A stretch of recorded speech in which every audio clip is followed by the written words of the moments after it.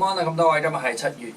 21號星期四嘅中午，咁啊恒生指數咧上晝嘅時候升超過150點啦，咁就企穩喺22,000點嘅樓上嘅。同時間咧上證指數升咗21點，去到3049點，進一步上升嘅。咁我自己睇到咧過去咧幾日嚟講咧，上證指數嘅動力都減弱嘅，而今日亦都冇例外。咁因此個呢個咧，就算有少少嘅升幅咧，我自己認為咧需要審慎去看待嘅。恒生指數咧越嚟越貼近於22,100點左右嘅阻力。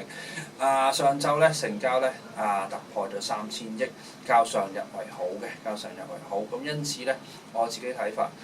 唔好估頂，不過咧要有一個心理準備，件事咧係開始咧有減弱嘅跡象。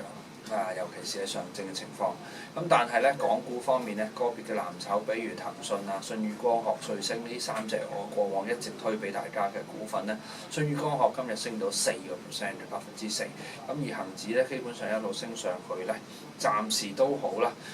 無論大價股又好，資金輪動細價股都好啦，都有一個即係向上炒作嘅意味，因此維持今朝同大家所講嘅一個即係部署係冇需要做淡，冇需要反手嘅。分住套利係冇問題，袋錢落袋先係最實際嘅。但係恒生指數咧繼續會向上，稍有調整嘅訊息或者一個即係調整嘅一個趨勢嘅時候我哋會再 update 大家嘅。唔該晒。